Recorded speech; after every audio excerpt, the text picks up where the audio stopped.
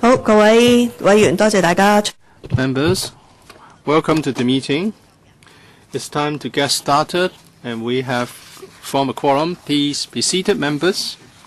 Item number 1, confirmation of minutes of the meeting held on the 8th of December 2014. The draft has been sent to members. The Secretariat hasn't received any proposed amendments so far. So can I take it that the minutes can be confirmed now? Okay, thank you. Item number 2, information papers issued since the last meeting. There's none. So we can proceed to item 3, date of next meeting and items for discussion for our meeting in March. The meeting will take place on the 9th of March 2015 at 2:30 in room 3. So far, the administration has just proposed one item, and that is funding support for the Film Development Fund. Please refer to item number 1 on the list of outstanding items for discussion. The second item hasn't been decided yet. I hope that the administration will inform us as quickly as they can. Next item, update on the work of Create Hong Kong and funding support for the Hong Kong Design Center. I'd like to welcome the government officials for joining us. I understand that there's a PowerPoint presentation, so over to the Permanent Secretary for a briefing first before I open the floor for questions and answers. Since the establishment of Create Hong Kong in 2009, please speak to the mic, Permanent Secretary. I would like to take this opportunity to consult members on providing funding support for the Hong Kong Design Center. So I will be talking about the financial support given by the government, and then I'll ask the head, the executive director, to say something as well. We support that we promise to support the center for 3 years, starting from July 2012. It will expire in June this year. In December 2014, the executive director of the Design Center came here to brief members on his work. Well, it's mainly responsible for publicity and promotion, non-profit making in nature. And it's also responsible for the development program to nurture design talents. At this stage, they are not able to sustain their own operation. So in view of the role played by the center, we propose to give them another $80 million for the period up to March 2019. And then we would conduct a review on the long-term financial provision for the center in deciding how we can provide for the development of the center. Please refer to paragraph 33 to 38 in the paper for details, and also please take a look at the Annex 3 for relevant details. I would ask the head of Create Hong Kong to brief members. I would like to brief members on the work of Create Hong Kong in 2014. And we are also providing support and stakeholders through 2 funds. And I would like to brief members on the progress that we have made so far.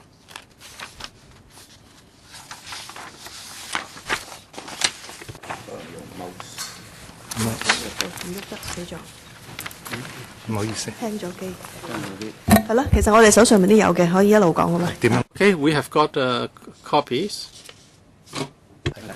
就主要咧，創意香港2009年。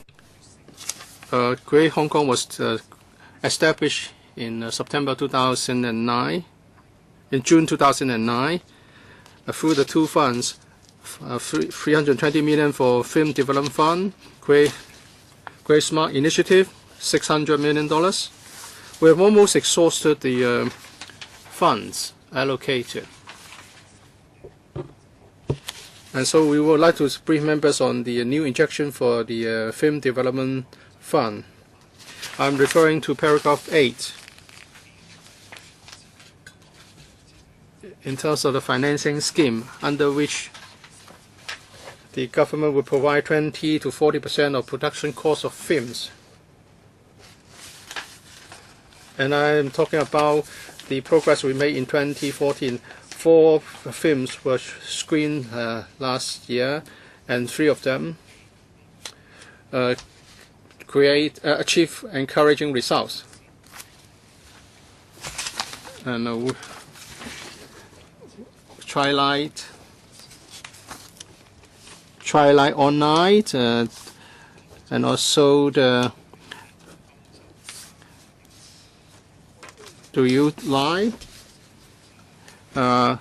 Twilight All Night won some awards in film festivals in Europe, and it grossed $4 million in ticket receipts.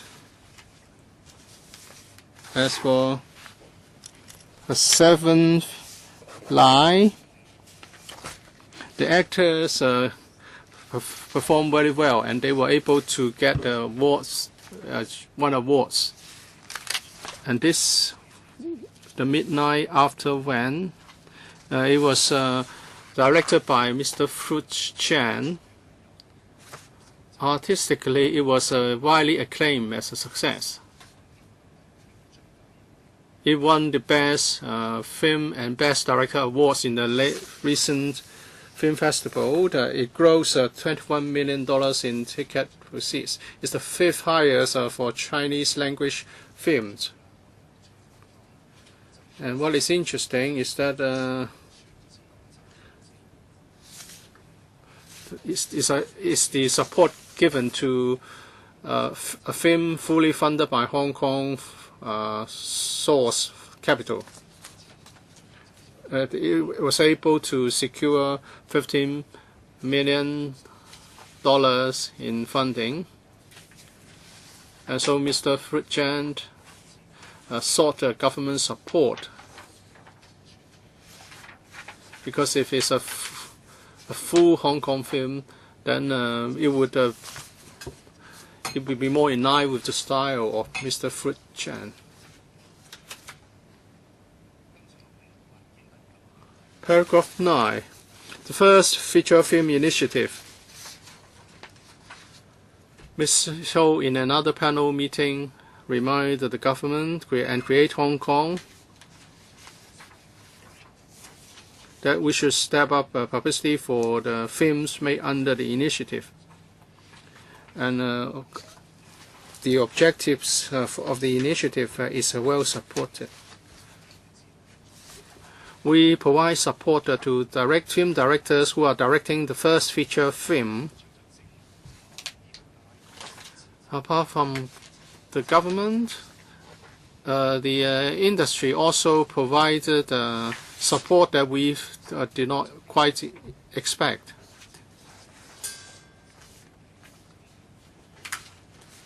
The director for this film is Zhang Qingwai. This is his first feature film.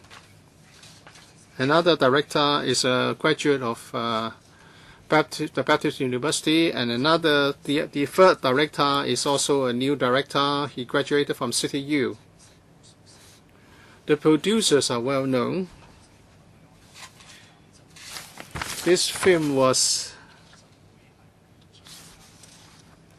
produced by Yi Dongxing, and the 2 actors, Yu Man-nok and Zhang Jiwei, did not receive any fee. They only share the profit when there's a profit. So it's a lot of support from them. And this one was supported by the Baptist University And the director is also a graduate of the university.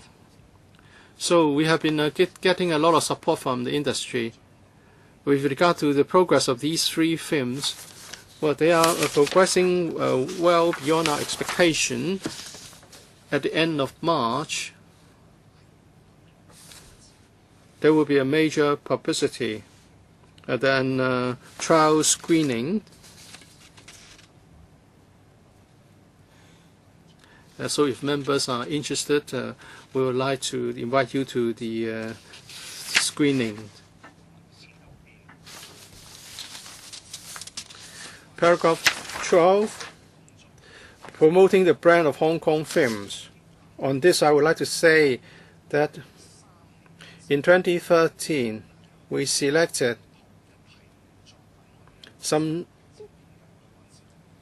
works for nomination under the First Feature Film Initiative. 3 won awards, but there are others which are worthy of getting financial support through different channels. So through the Asian Film Financial Forum, which is organized by the HKIFF, we recommended those entries which show good potential. And when we took our promotion efforts to Guangzhou,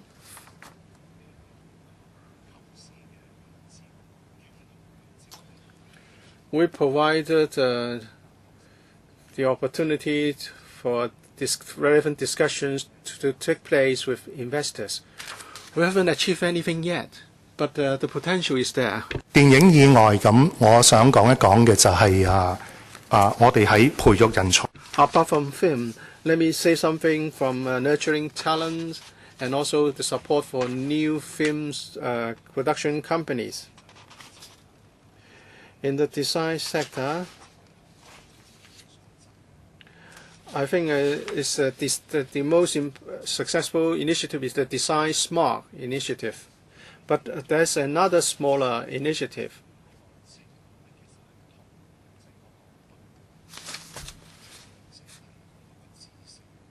But it's equally important for sharing knowledge with among designers. This is knowledge of the Design Week. 530 people participated. We have some people from the US, Korea, and Taiwan. And every 6 months, we are going to have this design program initiative. And that's in paragraph 21, a successful case in relation to the promotion of startups. We provide 80,000 Hong Kong dollars,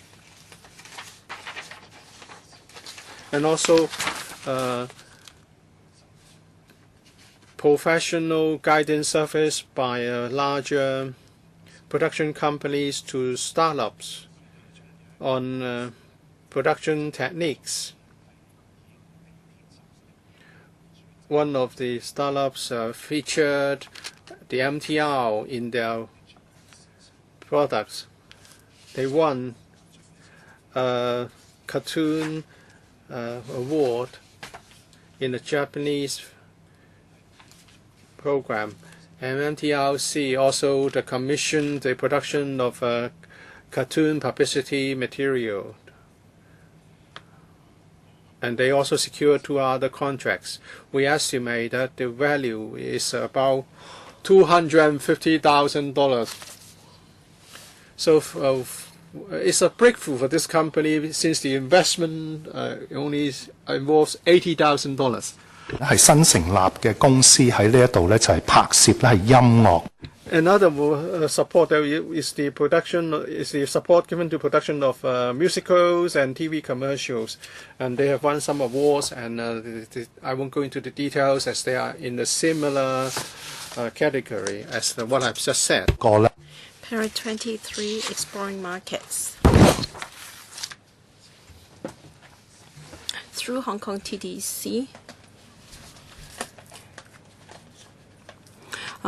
we stage a major business promotion program in the mainland. I want to say that the Create Smart initiative has been able to help SMEs to take part in major business forums at a relatively affordable cost. We help 51 startups to showcase their companies and business in Nanjing.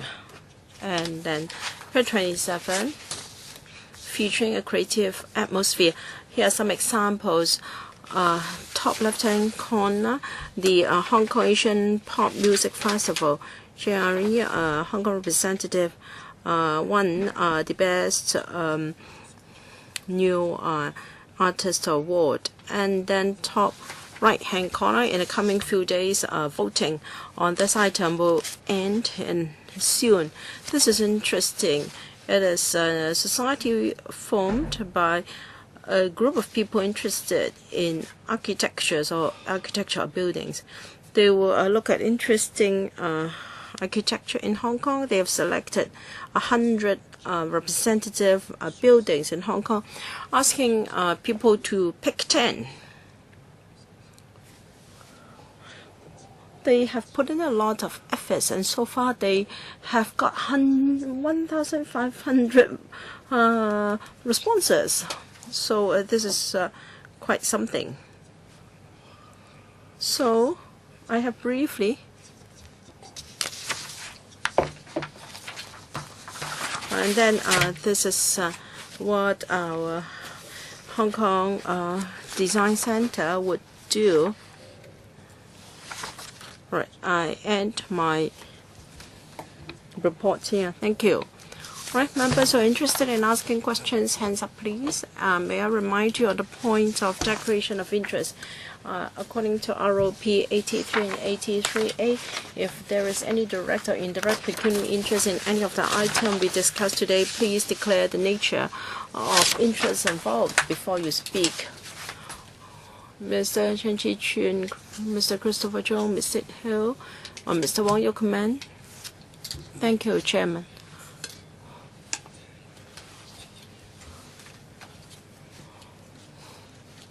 Every time the Mr. Liu is here to report to us the progress of Create Hong Kong, he usually takes a while, but the content is rather limited. All right, 2,900 jobs created and 9,700 jobs indirectly created.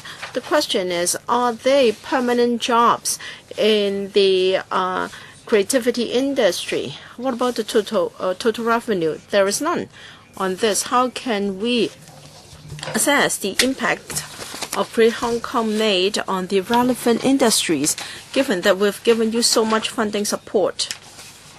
The head of Create Hong Kong spent a lot of his time on the movie industry. In fact, the movie industry in Hong Kong is seriously ill. You take a look at the number of local productions last year. How many? And also the box office proceeds. You never mentioned this. Regarding the FDF, the number of projects approved are always on the low side. How come it is like this? Because you regard it as a form of investment. You want everything to play safe when the threshold for application is high. You regard the FDF as an investment. If it is unlikely that it would be a blockbuster, you will not give support. Well, And then on the other hand, you say that even if it cannot make any money, if it can win awards, it's okay. So you're at a dilemma. Last year you had 7 awards, of course. Fruit Chance was most famous, and for the remaining 2, well, they reaped a few $1 million. Of course, that is already spectacular for local productions, given the situation now. I think Mr. Fung and the head know very well what's wrong with our movie industry. If you do not have joint ventures, if you don't go to the mainland, you cannot have big productions. Only big productions will be popular in Hong Kong. So they will only consider genre that can be blockbusters in Hong Kong.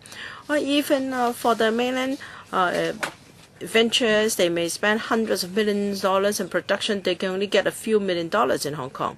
I know the industry well, so please explain to me what's the point. Every time you came to us, you reported to us a few movies. You go through the motions. It's just like when Miss Li YZ won an award in cycling. Zhang Dexing went to shoot a picture with her, a photo with her. Okay, January.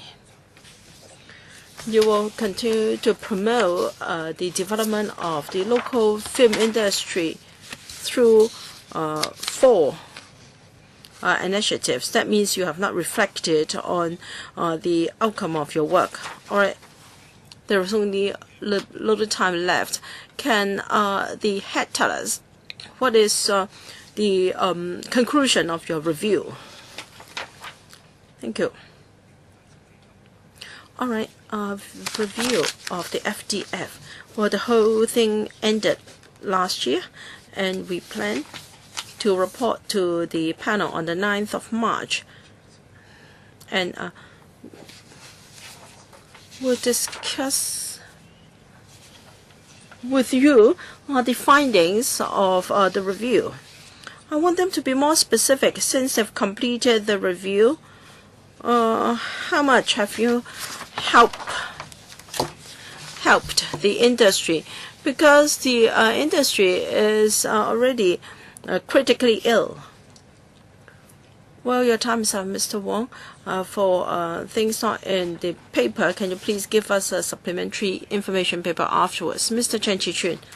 Thank you. My question also relates to support for the film sector. Mr. Liu, head of Create Hong Kong. Now,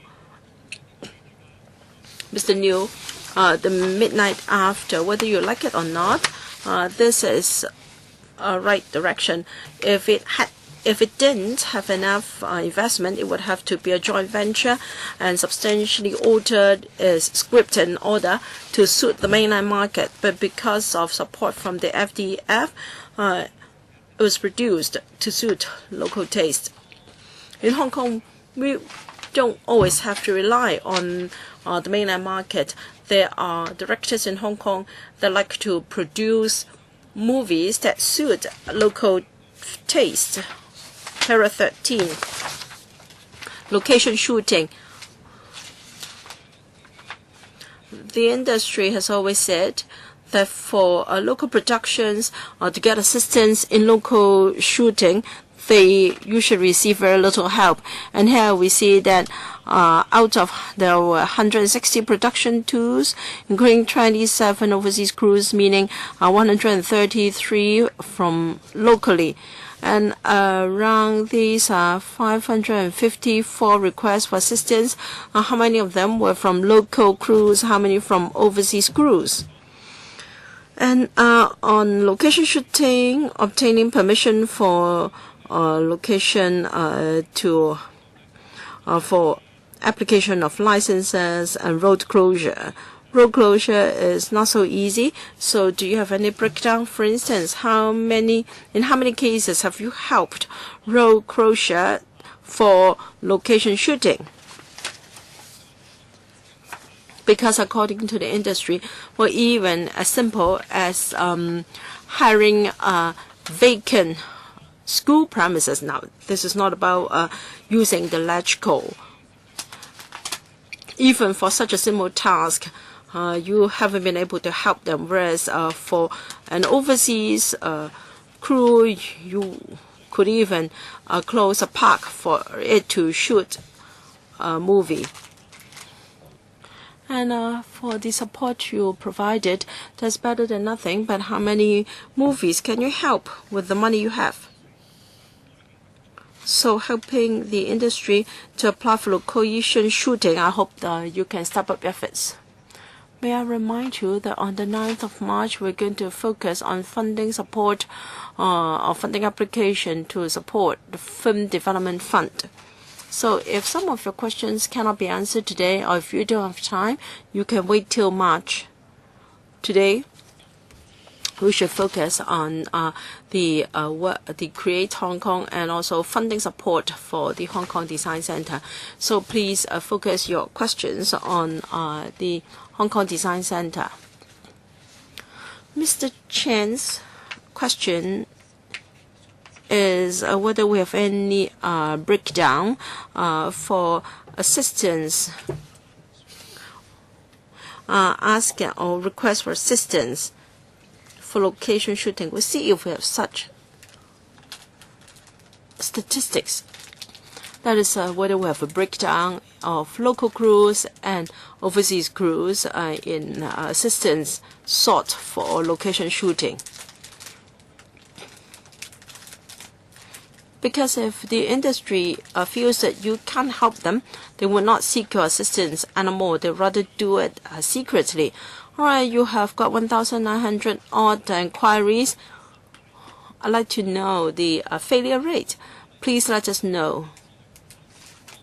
If you can't help them 3 times in a row, for instance, they're not going to ask you for help anymore. They rather do it secretly or rather give up that particular shooting. According to Mr. Shou, you will try your very best to help, but then this is a problem reflected by the industry. Any response? If not, Dr. N. Jiang? Thank you. All right. I see those. I can see those papier-mâché pandas in Hong Kong. I thought that it was a local creation. In fact, it was by Paulo Grandin. But we've used their picture or their poster.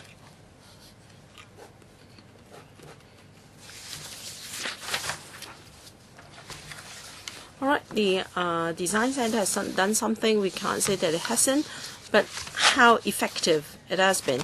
And what is the view of the industry? Can you?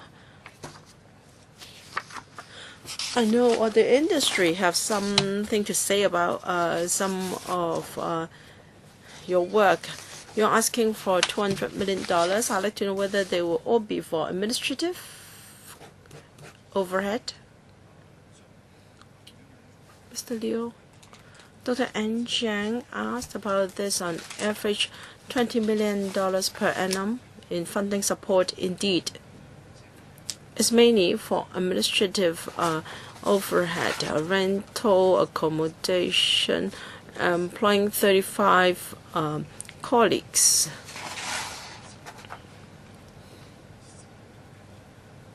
And also basic support to smaller projects. And publicity on the internet and other media. So not all for administrative expenses, also some for publicity, promotion. So you told us that you took 51 startups to take part in an expo in Nanjing. So you didn't tell us about the outcome. Thank you. In 2014, there was an expo in Nanjing on upgrading and transformation. We sponsored 51 SMEs to participate in the event. 165 contracts started their negotiations or discussions. We've reminded organizations who got support from Create Hong Kong to tell us the outcome of their participation. So far, we're told 165 contracts are in discussion. Usually, these companies don't want to tell you exactly the value of the contracts concerned. So for details, you have to ask the Hong Kong DDC.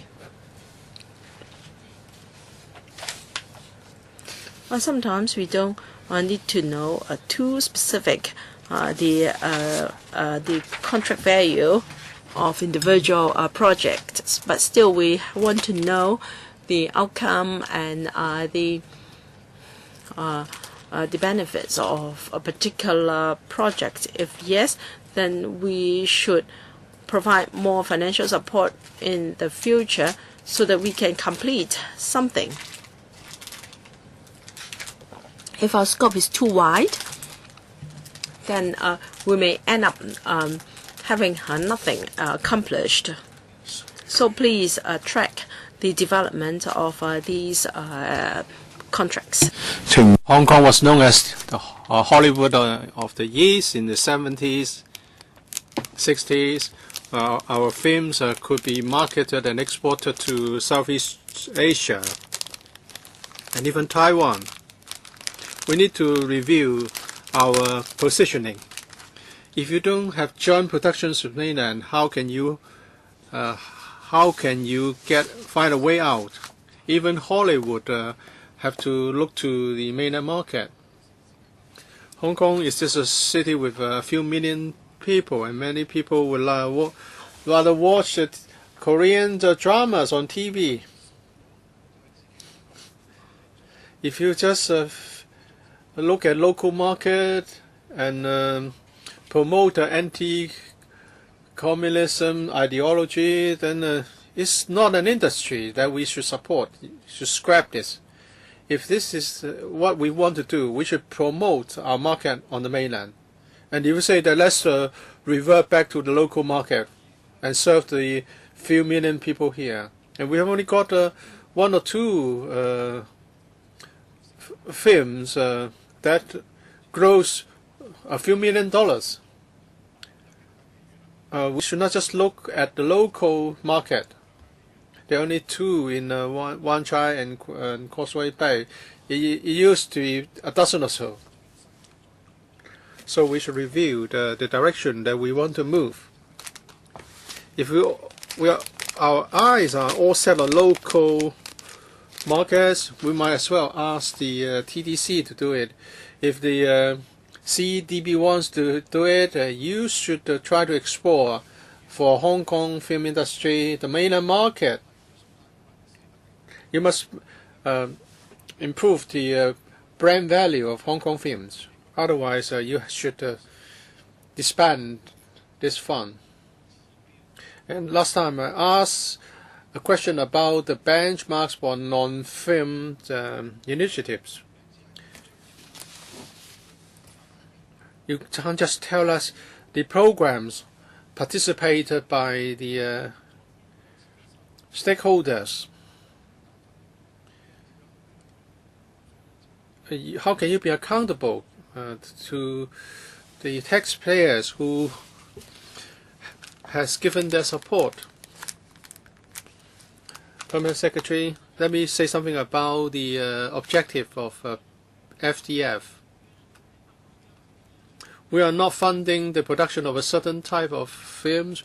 We want the industry to be vibrant with a lot of participants, and we can also nurture new entrants. We provide support whether it's local production or joint production. And there's also a access system for Hong Kong films to tap the mainland market. In a moment, I'll ask the head of Create Hong Kong to say something about that. And next time, we'll brief members on new methods to provide support apart from funding support.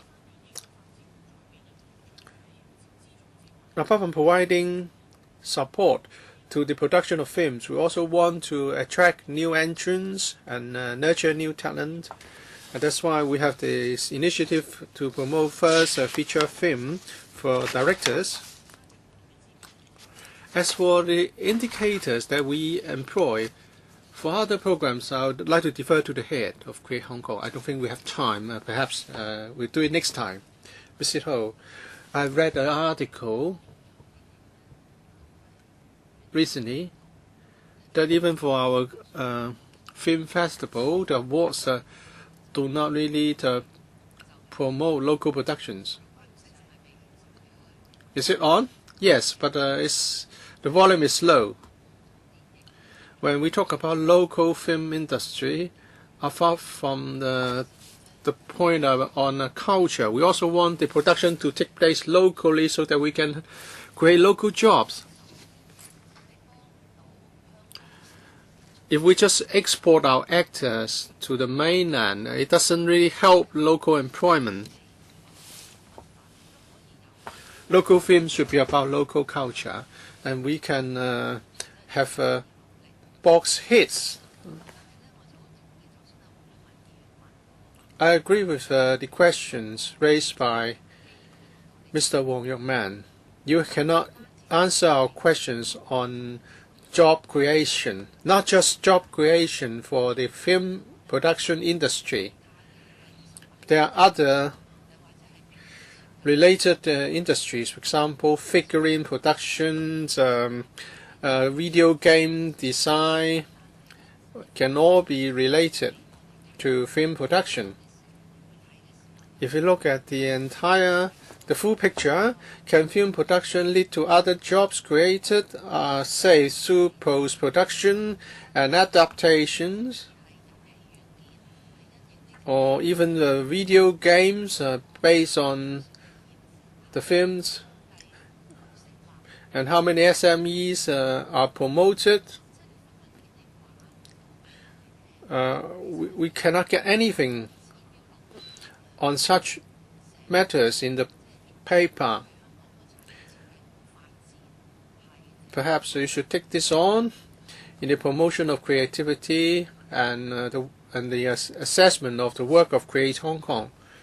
Mr. Liu, Ms. Ho's first question is about government support for the film industry, whether we can provide support in such a way that a local production will benefit from the support.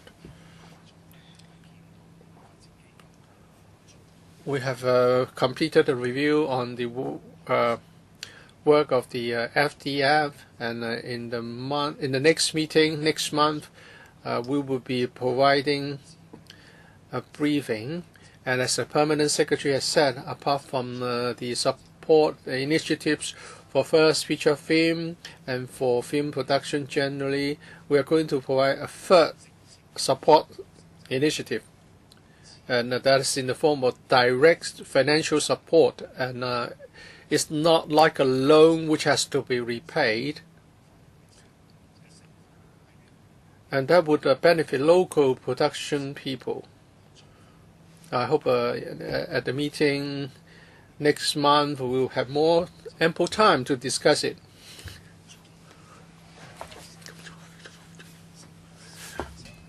As regards the work of Create Hong Kong, which would create jobs, I don't think we're just talking about full-time jobs. In terms of numbers, we provided 2,900 jobs. It's through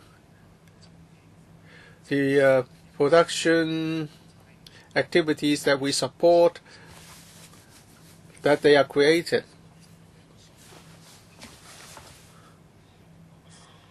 and also through the nurturing of a startup initiative, full-time jobs were created by the startups. We have the figures, but for the entire creativity industry, we can gather the information through the annual survey conducted by the Census and Statistics Department. We can know the number of people employed in the creativity sector, creativity industry in the Hong Kong as a whole. But the figures are not directly related to the work of Create Hong Kong.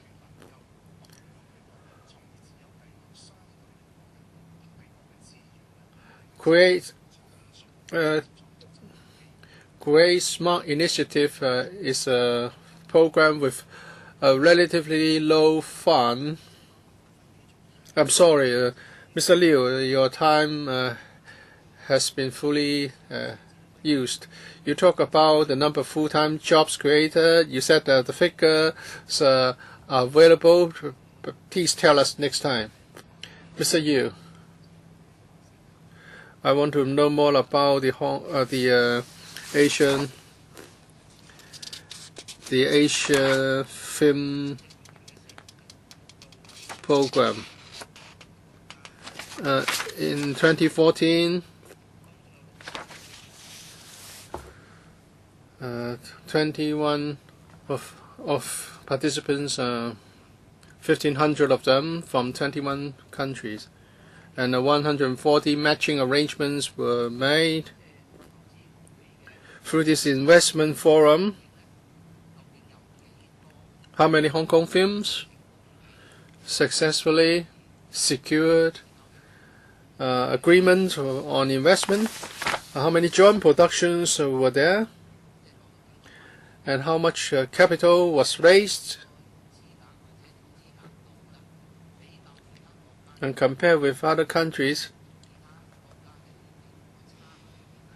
what is the gap between us and other countries of film industry? Mr. Liu. 助理總監咧係提供進一步嘅資。I will provide some basic information, and then I can ask my colleague to supplement. We have been organizing the investment forum for 8 years now, and Hong Kong productions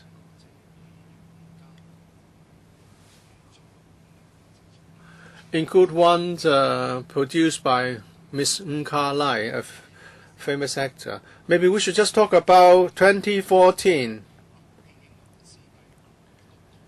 A film investment is a long process, and we are not talking about commercial films. Not all are commercial films. But the forums might have taken place in Hong Kong, but other Asian films will also come to Hong Kong to raise capital. They may not be able to furnish us with the necessary information in the short time allowed.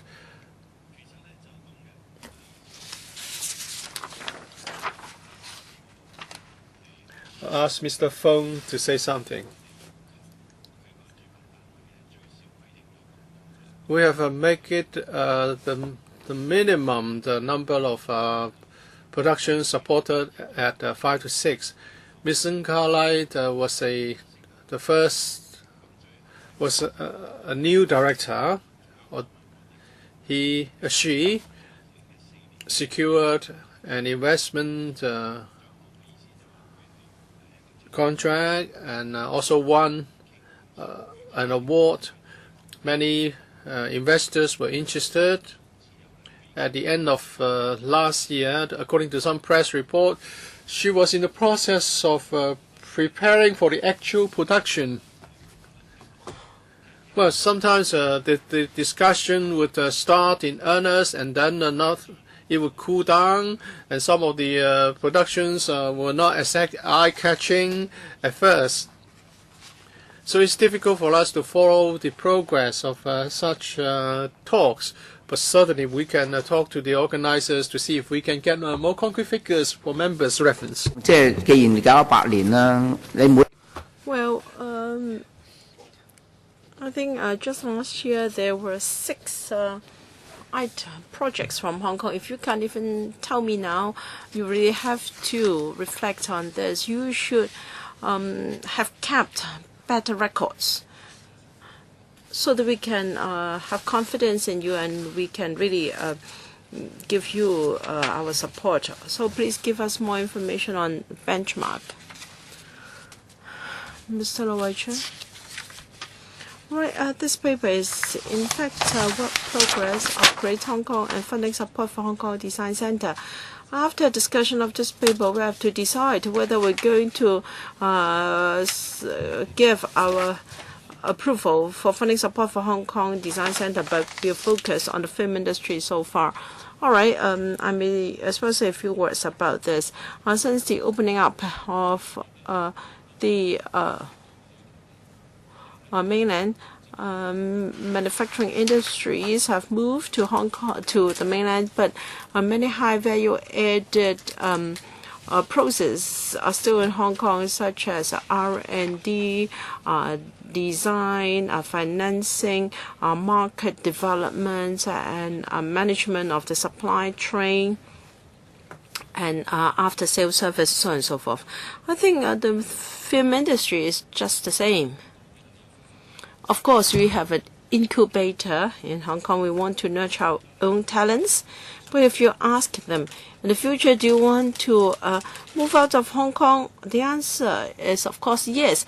So it would be too narrow-minded if we keep talking about local production. Take the one very famous movie, Echoes of the Rainbow. Well, yes, some shooting was done, and the shooting was done in Hong Kong, and it was also successful in Taiwan and other places. So you should look at the overall activities taking place in Hong Kong and overseas, and also the whole value chain.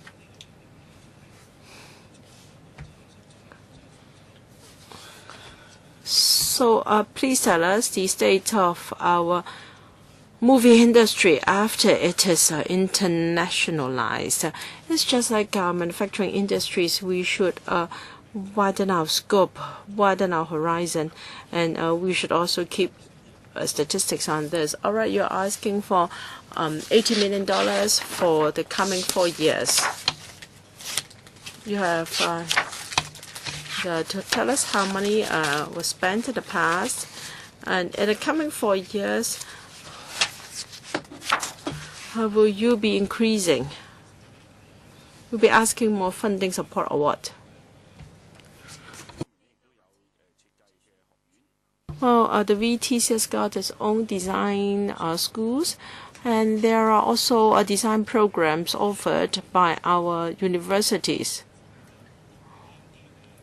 How is the Hong Kong Design Centre different in the nurturing of talents compared with these institutions?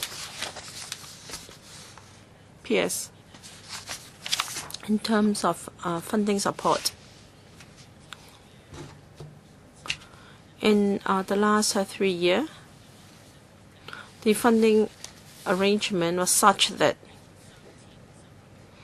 $133 million was granted. However,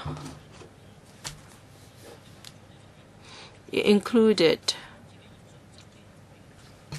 the 3-year expenditure of two major events, Smart, Create Smart, and also the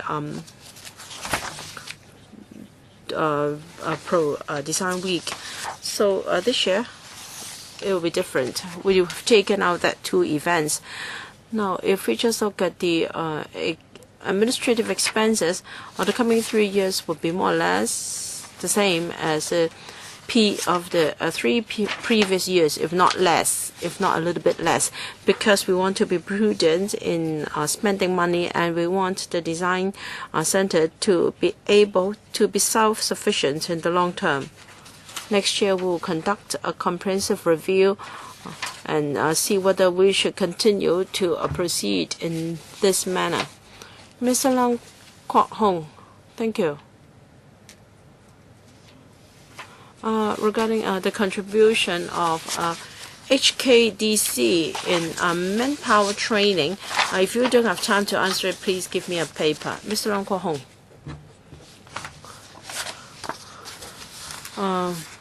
I don't think it is wrong for us to boycott the establishment of the ITB. You just have to look at Zhao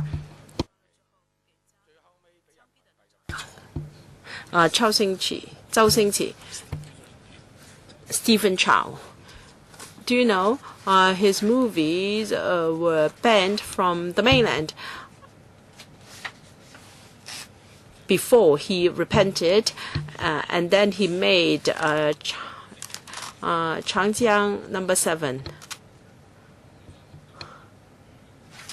Because he made one movie where a main official was bribed. So after making that movie, his films were once banned from showing on the mainland. Now you have 17 joint venture films that grossed 100 million renminbi, yen.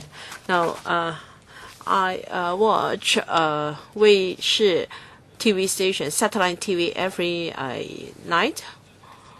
And all the programs shown there had local talents, a singer, an artist. It's a waste of time. This is sunset industry. If you really want to support the film industry in Hong Kong, now if you think that Hong Kong genre is interesting to Japanese and to the mainland, now if you do not watch Japanese movie, you can't understand Japan. That's why I like Japanese movies. Now, Create Hong Kong was heavily criticized by the Audit Commission, saying that it did not follow through its sponsored projects enough. And then monitoring was also a problem. Well, you talked about Create Hong Kong. The Audit Commission reviewed 10 projects lasting more than 5 years, and for more than 1 year. And 5 of them, there was no documentation for departing from the funding rules. Create Hong Kong had no documents to track the progress of financial assistance given in 2 phases. There was no documents on progress on-site inspection. The audit looked at 30 visit reports, field visit reports. Most of them were PCs, concerts, and in all 18 items, there was no meeting between staff of Create Hong Kong and the project organizers, and most field visits were completed within 1.6 hours. So money was already approved, but how did they monitor? It was taken from an audit report. So you're asking me to give money to Create Hong Kong, to the Hong Kong Design Center, which is a very similar setup, and they're asking for a small amount of money, $80 million.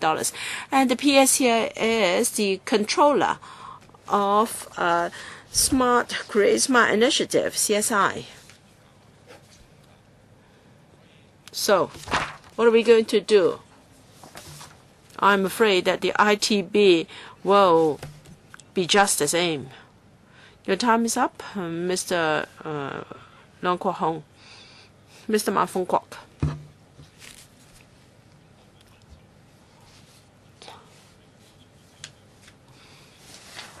you don't have too many applications under SMIs. One is for TV production and the other for publications. As we all know, the mainland are developing very rapidly, but in Hong Kong, production of TV program is mainly by the TV license holders per se, but there aren't too many independent TV program production companies. This can provide so many jobs, and yet this industry has not developed well. Why hasn't it come for support from SMI or CSI, Create Smart Initiatives? Now you have 2 new free TV licenses to be granted. How come the industry has not grasped this opportunity? Is it because there's been no applications so far? TV.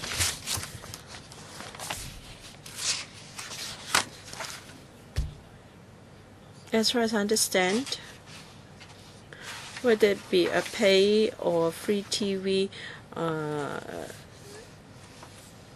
license holders, they produce their own programs instead of buying it, and therefore we have fewer independent TV program producers in Hong Kong. We've run CSI for some time, and we don't have too many companies asking for support under the scheme, so the market here is not too active. But the world trend is for content providers to develop. Perhaps we should conduct more study, but very few have come to ask for support.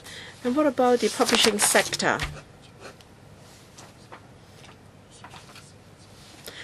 We have quite a large number of supporting programs for the publishing sector. We have sponsored the publishing sector to host a Hong Kong Pavilion in Frankfurt Book Fair to allow SMEs to take part in international book fairs at a relatively affordable budget. And in Italy, we also had the trade's participation in Bologna's Children's Book Fair. I know the members are very concerned about our publishing sector, whether it be in Beijing or Guangzhou. In their annual book fairs, we have taken part. Yes, I'm aware of that. Perhaps I should follow up. For TV, I've also always asked the administration to take that opportunity to promote the development of independent TV content suppliers.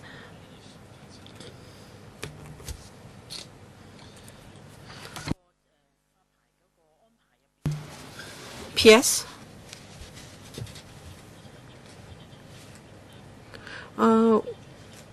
If there's anything we can do to help this industry to thrive, we will certainly do it. Ms. Claudia Mo. Well, in the last paragraph of your report, you talk about fostering a creative atmosphere. Of course, it is important for you to foster an atmosphere that is liberal and free. Unfortunately, you only pay lip service to your objective for fostering a creative atmosphere. You look at local movies, they are censored on the mainland, and even before they do that, they exercise self-censorship. They will screen out sensitive topics. So this is the reality. And LegCo members can use yellow umbrellas, but for deputations, they cannot do the same. You say that it can be a weapon. All right. You spend almost $150 million to foster a creative atmosphere, quite a big sum of money. So what have you done to create a creative atmosphere? Is in fact events such as fashion shows and Hong Kong Asian Pop Music Festival. But what about the song of Umbrella Movement? It was couldn't be published. So how do you promote creativity? You attach a lot of significance to mainland cities such as Nanjing, Chongqing, Shenzhen. I'm not saying that you cannot have exchange of these places. You don't have to tell me that you also went to Milan. I know that, but how successful has that been? Or you're just doing it for the sake of doing it? So it's just like a TV production crew who went to Nepal and came back and said that it was not really free, so there was no democracy, so on and so forth. So you have done something, but the benefits are limited because many people can do this. Individuals can also do this, but how much benefit can it bring us? 睇唔到嘅。咁你個 There's nothing to show. And we are talking about $150 million. It's supposed to be about fostering a creative atmosphere, but the money is actually spent on activities. Given the political atmosphere here in Hong Kong, can we really foster creativity?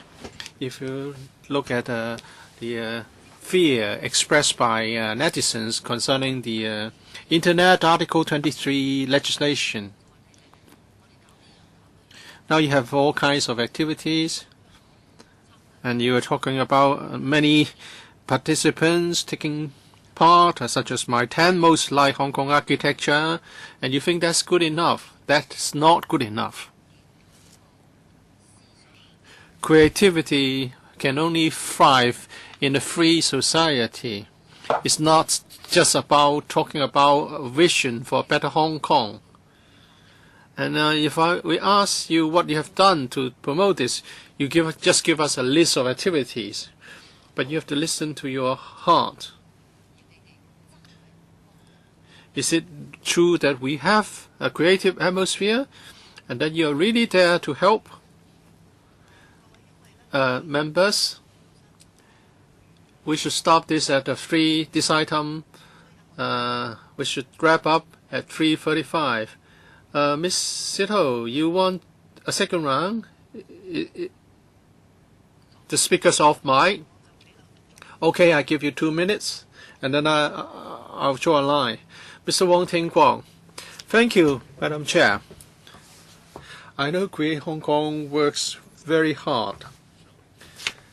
向性工作嘅方向性係最重要嘅。We need to ascertain the direction of work. Are you here to develop local art, or are you helping local artists to explore markets? If you want to explore the market, then you must make sure that we are not pouring money down the drain by promoting something highbrow but not popular. But you are helping artists in exploring markets, or to create or promote creativity industry. We are in business. We will always be looking at both the production, the supply and distribution, as well as the market. And if we produce something for which there's no market, we'll have a big stock in our warehouse, and there's no profit and no market. Create Hong Kong must, first of all, position itself properly. Years ago, We have Golden Harvest. We have Shaw's Brother. The film industry was booming. And earlier than that, Cafe. And when I was young, and you were young, okay, you weren't born yet. And we had the TVB, and we have AP, ATV. 個市場去到美加。And popular dramas, and the programs were also popular in Southeast Asia.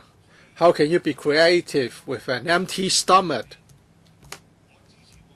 I'm in support of the funding, but you must seriously review the positioning of Create Hong Kong.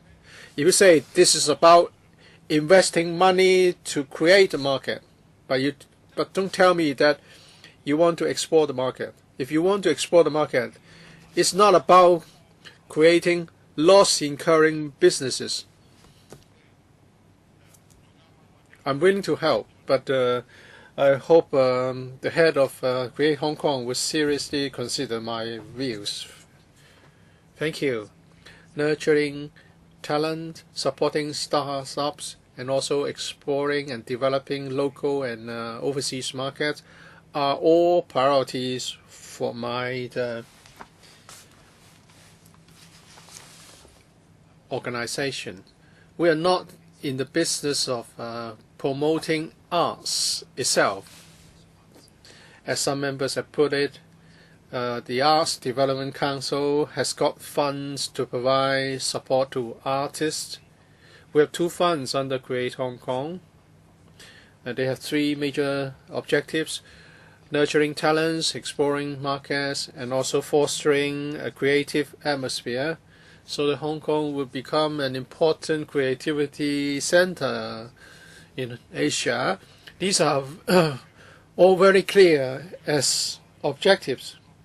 You want to nurture talents, you want to develop market, but you have to decide which comes first. If you don't have the market, how can you nurture the talents, and what for? So that they will starve? You have to create the conditions and the environment for talents to thrive, and thrive they will if there's a market.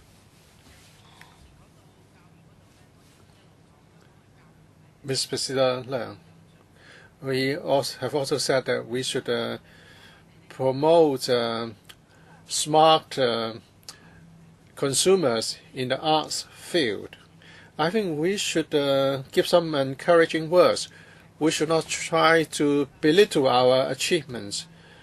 Mr. Leung Kok-hong says he likes to watch a Korean drama and Japanese drama. Actually, Korean government invested a lot in promoting their productions and their talents. They even have postgraduate degree programs to nurture talents in the film and drama production industry. Well, I've watched some of their productions, and they conduct full of research. Their productions feature knowledge in various fields such as history, medicine, and culinary art.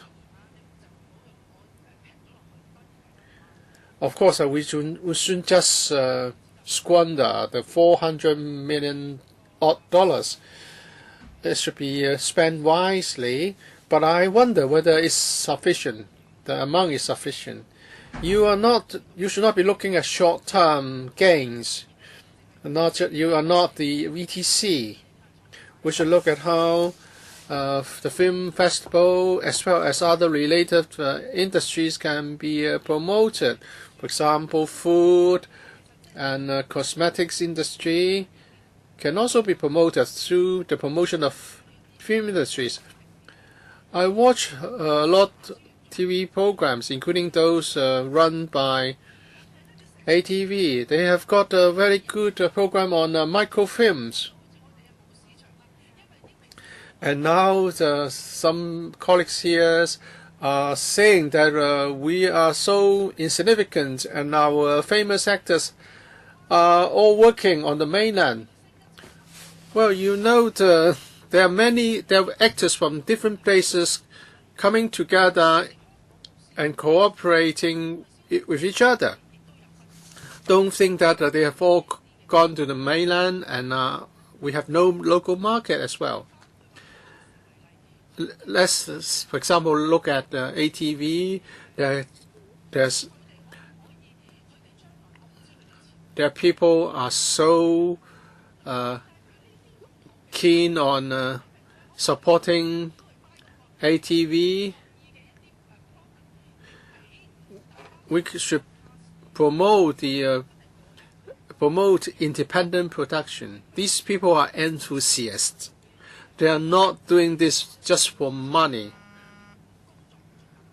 They also want to get a sense of accomplishment out of this, and this spirit of creativity, this creative spirit, is valuable. And we're not just talking about experienced veterans. There are also younger people who insist on staying on to support the station.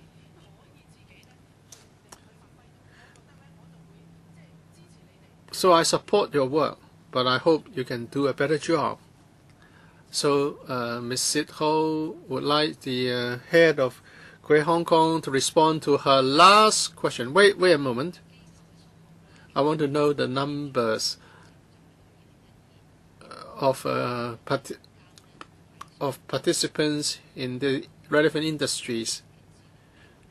The figure given by our secretariat were up to 2012. I would like to get newer figures. And also, how do you assess the success of the supported productions? Give us the two sets of figures. How many jobs are created because of your initiatives, and how many can be attributed to the development of the creative industry? Our latest figures are those for 2012. For 2013 figures, they will be available around the time the coming budget is announced.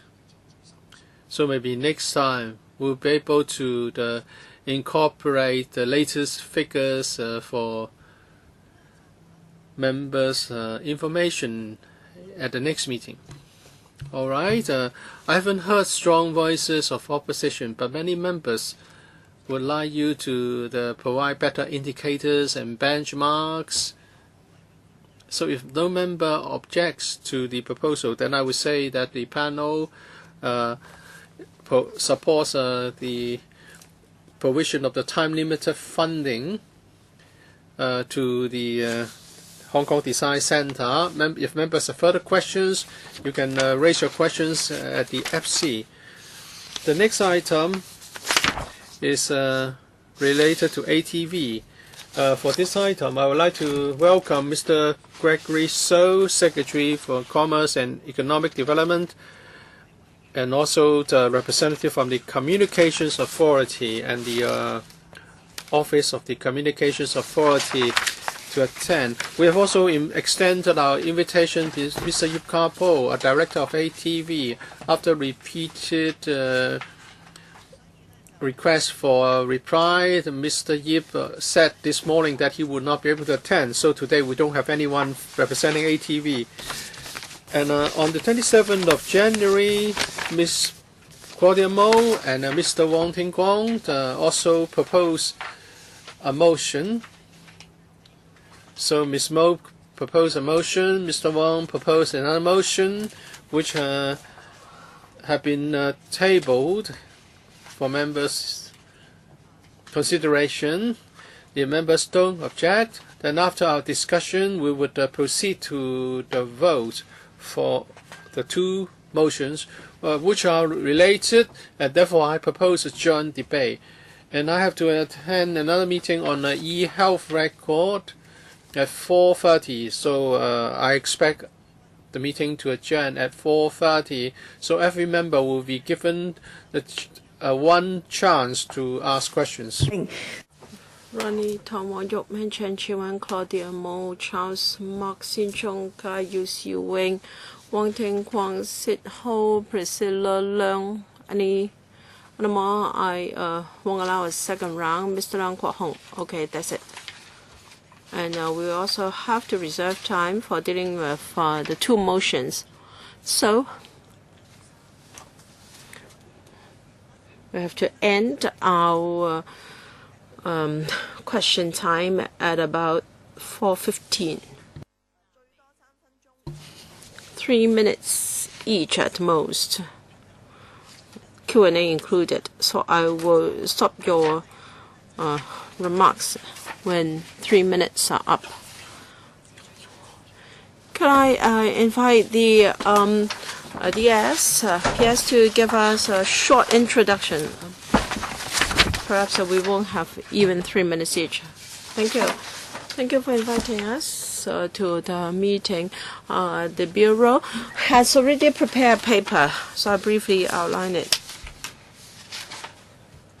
The administration has monitored the latest development from the perspective of employment or labor issues and licensing issues. We've urged the ATV to pay up its wages in arrears to its employees as soon as possible. The Labor Department, as the enforcement agencies, has taken enforcement actions. On the 30th of February 2014 and the 27th of January 2015, respectively, 76 summonses have been summoned, has been issued to its board, and evidence gathering is almost completed. The Labor Department will work very closely with the DOJ. With advice from DOJ on prosecution would start. The Secretary for Labor and Welfare has said many times that it's unacceptable that ATV has owned wages for so long, and has urged ATV to take action. In addition to criminal prosecution, the department will continue to provide the appropriate assistance to employees, including to assist them to seek compensation and wages due to them through the Labor Tribunal. CA, Communications Authority, is the regulator of ATV. ATV has to honor its obligations under the regulations and also the codes of practice. It should provide the free TV services provided in the ordinance. And I know that members of the public are very concerned about the outcome of its license renewal application.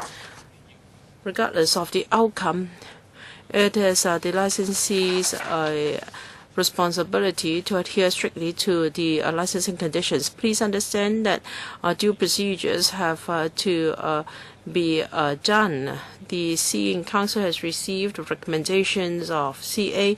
It is processing the application as soon as possible. I'm sure the CE in Council will follow established procedures, and the CA as well as the CEDB will render necessary assistance to the CE Council. I give the floor to the CA. We are short of time. Can you do it very quickly? The Communications Authority is the regulator of this industry, and we have very closely followed the development of events. As said by the Secretary, ATV as a licensee has to comply with the broadcasting ordinance and the various regulations. It has to have sufficient financial investment and manpower support to ensure that they are providing services according to various licensing requirements. If there is any breach, we will take follow-up action and sanction the company. Yes, the public are very concerned about the wages in arrears, and the Labor Department is taking follow-up action. We'll monitor the situation on various occasions at various stages. We have urged ATV to take this matter very seriously. The late submission of license fee, two fees are overdue in late last year. So we have made the ruling that ATV has breached the relevant regulations. For overdue fees, we have imposed a financial penalty of $200,000. ATV has applied to settle the license fees in arrears in 5 installments. We have rejected that. We've directed that ATV has to settle the outstanding license fees and interest in 2 installments by the 18th of February and the 18th of March 2050 respectively. If ATV fails to settle the fees by the 2 dates, we will consider more serious sanctions, including invoking the license revocation procedures in accordance with the BO. And regarding possible shareholding change of ATV, we have not received an application from ATV in this regard. If we do so, we will follow our established statutory procedures. And a license renewal, the Secretary has already mentioned this, on the 11th of November last year, or rather on the 4th of November last year, we submitted our recommendations on the renewal application to the Sitting Council. Since we need to reserve time for dealing with the motions, we have to end the discussion of this paper by 4:20, so we can only have 2 minutes each. But when it comes to license renewal, you have to consider whether the applicant is a fit and proper person. For someone who has owed wages and close to bankruptcy would be considered a fit and proper person. The question is directed to the Secretary and also the CA. This is about regulation. May I defer to the Chairman of CA? Now we have to separate the issues. License renewal, of course.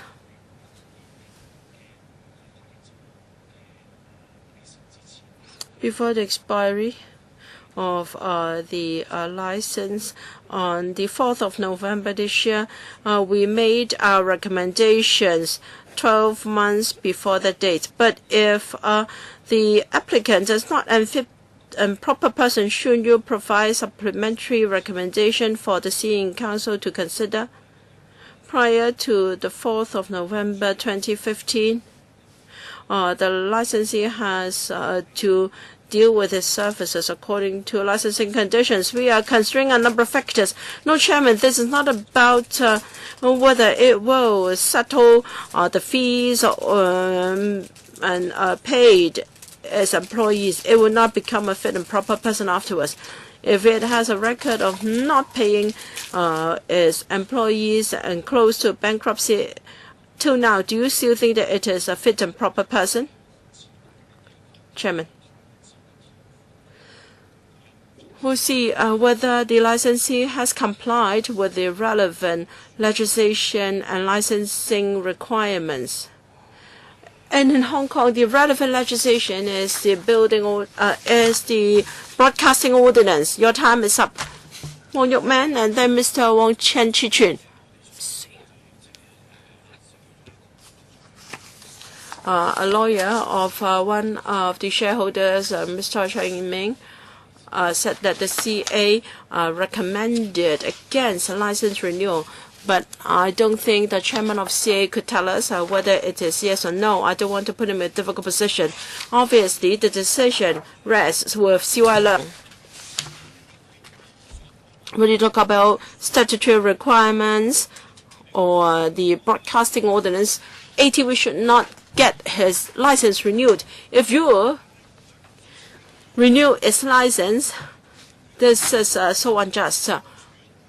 For the secretary, he talked about the Labor Department. I thought it was Matthew Cheung speaking. We're talking about someone who's using airwaves,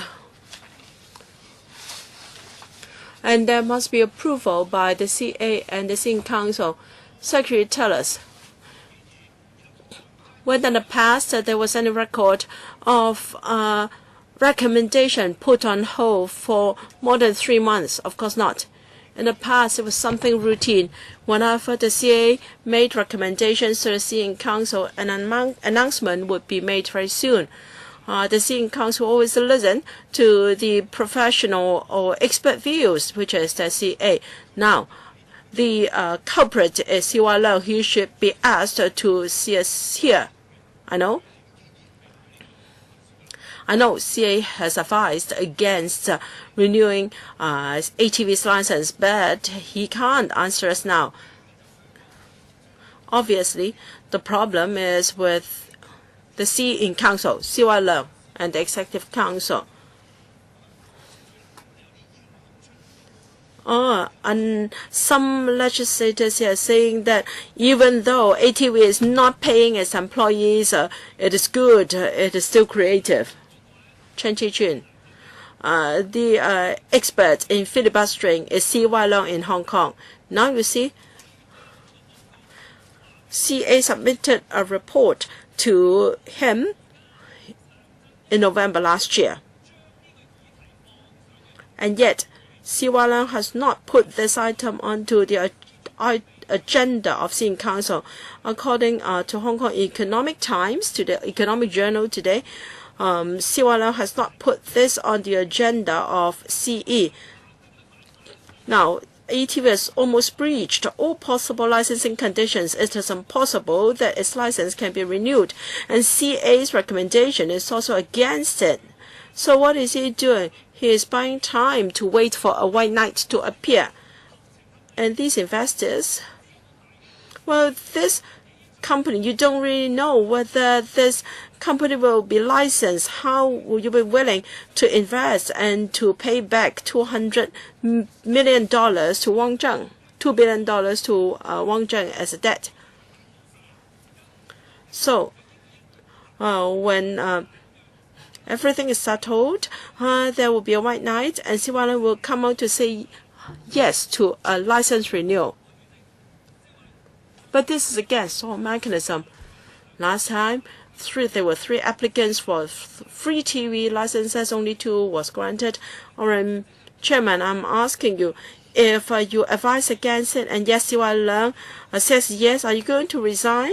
Not to show the responsibility, but to show your disdain. So, even Greg So should resign. Any EXCO members or any secretary for CE deal with conscience should resign, because you're forcing members to take to the streets again and to besiege the government headquarters once again. Ms. Claudia Mo. Mr. Ho, chairman of the CA, said that he would not rule out the procedures of would not rule out invoking the license revocation procedures.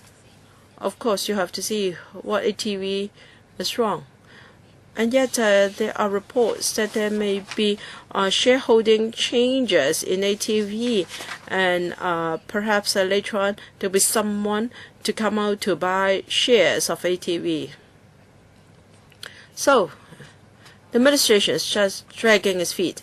So, that means it doesn't matter whether you have any social ethics and the business ethics, whether you want to pay your staff or not. All right, ATV waits for somebody to buy it so that it can have a happy ending and to look as if nothing had happened. 想問我唔聽局。Well, I don't want to get a nonsensical reply from the secretary. I think Mrs. Ho's reply is more meaningful. So what do you say to my questions? Well, whether the license is renewed is one thing. We have already submitted our recommendation. I'm saying that you are not going to rule out invoking the revocation process. Well, the license will still be valid until November. So in the meantime, they have to comply with all the legal requirements and licensing conditions. We have given them a directive because they have failed to pay the license fees. They have failed to meet this very basic requirement. We have imposed a fine for late payment. Well, they will be fined if they don't pay the government, but it's okay if they don't pay their employees. There was a point made by Mr. Wong Ting Kwong that whether this is about arts promotion or about market development. So I think ATV is here for arts development and not about market. So they can pay license fees late, and they can decide not to pay the employees. They can play the delaying tactics. I'm very concerned about the fine of $200,000. Maybe some employees will not get paid because of the fine. If ATV asks you whether it would be good enough to give you an IOU, and would you be willing to offer them a loan so that they can pay you the license fee? You may think this is ridiculous, but it's actually what has happened. You are going to enforce the licensing conditions. Can you decide to suspend the license for 30 days, or is it up to the CE Council? You are saying that the license will still be valid until November. But what if the CE is unable to make a decision one way or the other until November? Then ATV will scrape through. Well, we can handle all the irregularities. We can impose a fine, which is one of the more serious sanctions. We have imposed a fine for late payment of license fees. We have given them two dates, the 18th of February and 18th of March for payment, for pay up. We can then consider other more serious sanctions, suspension of license or revocation of license. If it's revocation of license, the decision is to be made by the CE Council. What we can do is to make a recommendation. Mr. Sin Chung Kai, last time, Mr. Sold, holding back tears, refused to say that the license application was rejected. Whether this time he would do the same and said that the license would be renewed. Maybe that's because CY Leung trusts you. In the future, after the establishment of the IDB, you still be responsible for broadcasting. Mr. Ho, you said that after the deadlines, 18th of February and 18th of March, you can step up your enforcement and your sanctions. Is this a default payment? Can you initiate the winding up process? Because the sum involved is $10,200,000. Well, as the authority, I would have to act in accordance with the ordinance. It's not a question of whether I can initiate the winding up procedure, because we are not an ordinary debtor.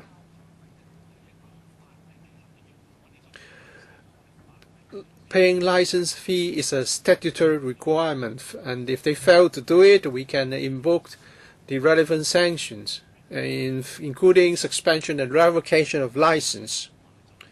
I think it's even more appropriate than the winding up process. But after suspending it for a month, you have to let them continue afterwards. The limit of our power is to suspend the license for 30 days. That's what we can do under the law. Mr. Yu Si-wing, it's a fact that ATV is not doing a good job. The biggest problem now is the payment of wages and salaries of employees, and then the payment of license fees as well.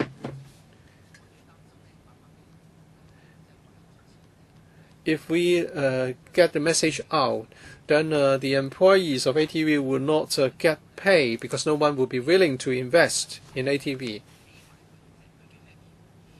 The administration should talk to the ATV on the terms and conditions on which the license can be renewed. Would the administration talk to the ATV over this? Would you offer conditions for their consideration? For example, whether the shareholders or other parties can chip in so that the 800 employees will still hold some hope. I don't want to see what Ms. Mo has suggested come to pass. I think the ATV understand the conditions to be met. As for the labor relationship problems, we have the Labor Department and the Employment Ordinance that we can rely on. Of course, you have to look at the performance in the past year. There were problems in the last year, but over the years, ATV also made contributions. So, will the administration consider the suggestion of Mr. Wong Ting Kwong's? On the 4th of November, last year, there was a public consultation, and the CA has made a recommendation. The next step will involve the CE in Council making a decision after taking into account all the relevant factors and the recommendations of the CA. Okay, short questions and short answers. I don't think we have got a decision on the license renewal of ATV. If the license is not renewed, what is the administration going to do about this? What about the spectrum vacated by ATV? What are you going to do with it? Have you made all the necessary preparations just in case? Once a decision is made on the license renewal of ATV, then the CA would do whatever is necessary in respect of the spectrum. First of all, the CE in Council will have to make a decision. If some spectrum is released, after that, we will consider how to do it.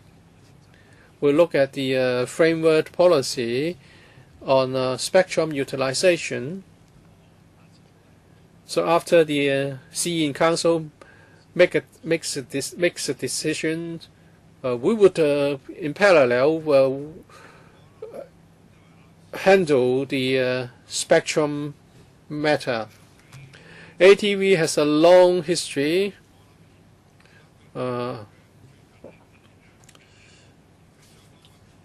I have been watching ATV for a long time, and people are dissatisfied with the performance of ATV lately, but I hope the administration would try to find ways to salvage ATV if it can be salvaged. That's just my opinion. No reply is needed. Mr. Ho, at this point, Secretary, as the most senior people in the Bureau, do you think ATV at this time is a fit and proper licensee? If this time, well, we are not going to ask the chairman of the CA as regards his recommendations. And Mr. So, you are also a member of EXCO. Are you going to accept the recommendation of CA, or are you going to have other thoughts? And second, do you accept a licensee which takes up 50% of the free-to-air TV spectrum with only 1% of viewership for a long, long time? Would you accept it? At this point, is ATV a fit and proper licensee? At this point, this is ATV is a licensee, still a licensee. I'm not asking you for the fact, I'm asking you for your opinion. Well, ATV is a licensee, it holds the license.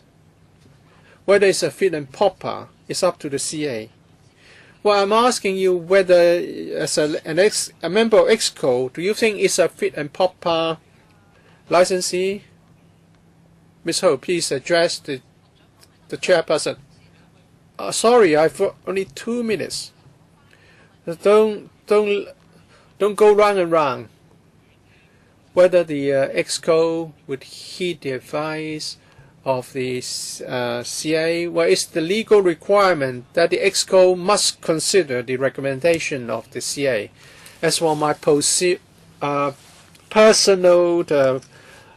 opinion, I have to follow the rules of the EXCO, and I would consider the case in accordance with the law. Ms. Priscilla Leung, at this point, if you criticize ATV with very mean comments, people will say that it's just normal. But if you criticize the staff and the employees, I'm not saying that they are creative because there's no pay made to them. I'm saying that they are professional because they remain creative despite getting no pay. I was an adjudicator for their program, and I watched other programs of ATV. And in times of difficulty, they produce a program to foster a sense of belonging. How can you say that they are not creative? But I think the labor law is ridiculous. At this moment, only one director is there to sustain the operation, and he's trying to sell land of ATV to pay the employees. And they have tried to sustain the productions such as the news programs, although the time for such program has been shortened. Please don't stab ATV in the back. They still want to carry on. The directors are not performing. Yes, you can curse them, but you cannot really penalize the directors whether you invoke the employment ordinance. But what you can do is to penalize the director who stays on and doing whatever he can to help the employees. What kind of creative programs are being offered by ATV? They are doing all the reruns, where they are shifting the airing times, 3 p.m. or 4 a.m., 4 a.m., 4 p.m., 3 p.m. Don't insult ATV. No creative people would stay with a TV station with no creative programs. ATV employees are afraid that there's no buyer of ATV shares, and they will not be will not be pay wages in arrear. Why don't you praise Mr. Ricky Wong's production staff? And they have produced all those programs, and there's no chance for them to air them.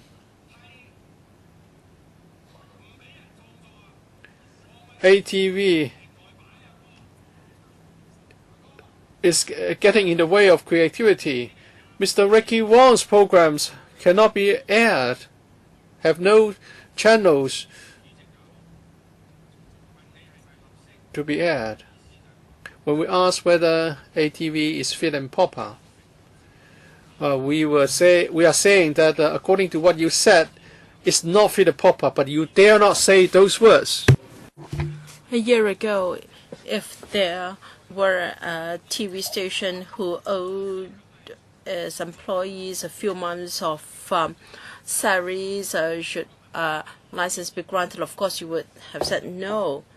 Now I'm asking, when are you going to revoke its license? I don't think Mr. Zhou would like to continue this argument with Mr. Lang Kuo-hong. All right, we have got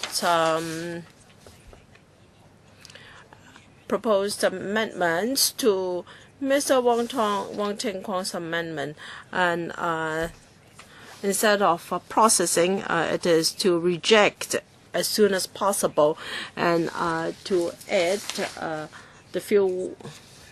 And I think this amendment is quite is in fact identical to Ms. Claudia Mo's motion. So I have no intention to deal with Mr. Sin Chung Gai's proposed amendment. Please continue our meeting. All right, we are going to deal with these two motions. First, Ms. Claudia Mo's motion. You've all got a copy of her motion. There is no need for Ms. Mo to read it out again. Can we vote on this motion? With those in favor, hands up, please. I ask for a division. All right, please ring the division bell. 所以真係要留返10分鐘嘅，如果唔係咧就投唔到嘅。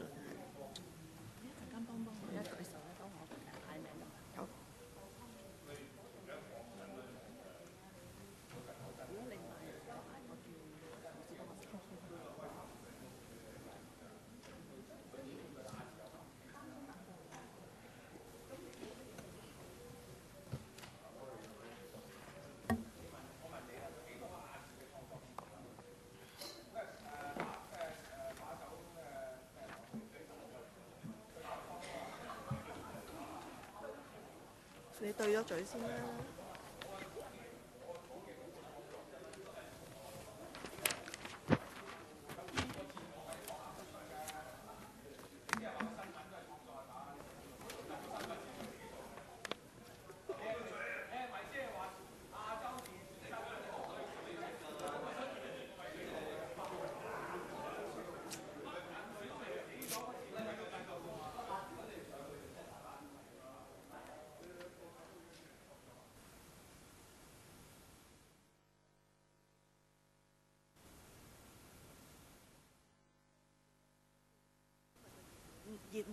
熱門字就係對嘴啦。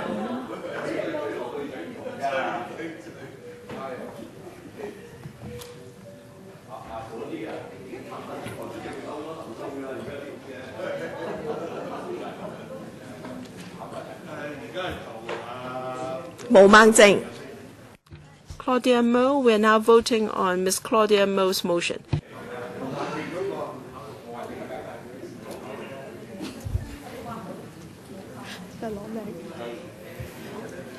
哦，啲人而家投咩？而家投咩？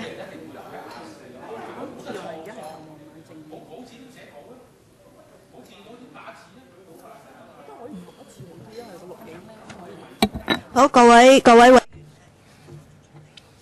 Members, we are about to vote on Ms. Claudia Mo's motion. Since we have 3 more minutes before we vote, Ms. Claudia Mo, can you please read out the motion so that there will be no more arguments among members? This panel strongly condemns ATV, which calls itself the conscience of Hong Kong. It is delayed in paying its employees, and it even used excuse of lending salaries to its staff as a way to retain them. This panel urges the CN Council to immediately refuse to review its license and to sanction all the persons in charge.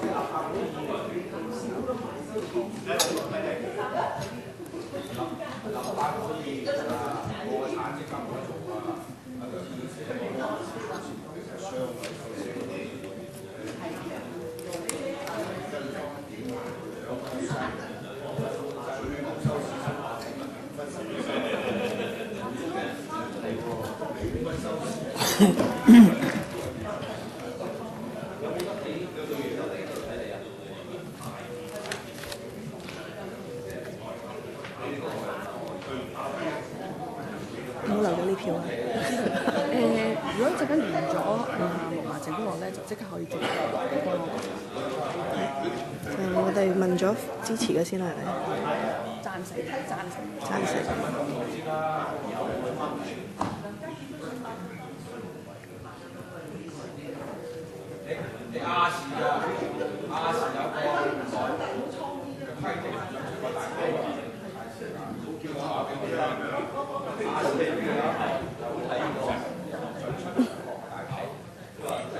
好，大家請準備投票。Please be prepared to vote. For those in favor of Ms. Claudia Mo's motion, put up your hands, please. Please keep your hands raised. Chen Chi-chun, Mr. Charles Mock, Mr. Ho, Mr. Ronnie Tong, Ms. Emily Lau, Mr. Sin Chung Kai, Mr. Wong Yok Man, Ms. Claudia Mo, Mr. Long Kwok Hong. Those who are against Ms. Claudia Mo's motion, hands up, please. Mr. Lloyd Kwok, Mr. Christopher Chong, Mr. Yu Siu Wing, Mr. Ma Fong Kwok, Dr. An Chang, Mr. Wong Ting Kwong, Mr. Tam Yu Chong, Mr. Leung Sing, Mr. Christopher Chow, Mrs. Regina Ip, Mr. Stephen Ho, Dr. Priscilla Leung. Any abstention? No.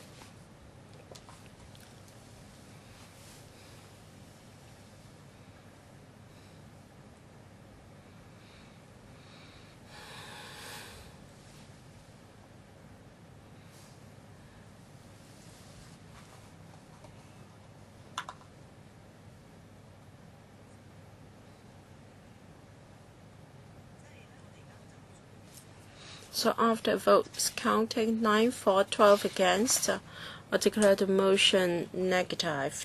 Now we have to deal with Mr. Wong Ting Kwong's motion. You've got it with you. Mr. Wong Ting Kwong, will you please read it out? This panel express regret for ATV's not paying its staff. The panel urges the CN Council to consider the track record of the organization we're dealing with its application for license renewal. For those who are in favor, may I ask Mr. Wong Ting Kwong to tell us whether Mr. Wong Ting Kwong is referring when Mr. Wong Ting Kwong refers to as part track record means is performance up to the production of TV drama such as Dai De Yan Ting. All right. Will those in favor please raise their hands? Lower. Just count the number of votes. No need to register the names. 14-4. Will those who are against the motion hands up, please? Abstention? 1. 14-4. 1 abstention and 2 have not voted. All right, move on to the next item, ABO. If there is no AOB item, the meeting is adjourned.